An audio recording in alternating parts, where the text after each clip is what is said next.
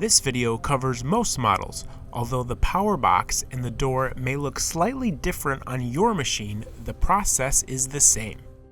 When removing or installing the bill validator, turn the machine off. Remove the bill stacker by pressing down on the top tab and pull up and out. Then unclip the two MDB harness connectors. You will need an 11/32" nut runner or deep well socket to remove the two nuts holding in the top of the bill validator.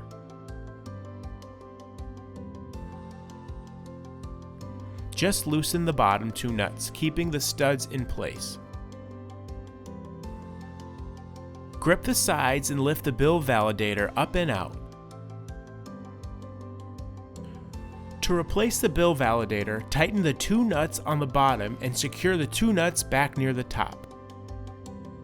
Connect the MDB harness clips and place the bill stacker back on.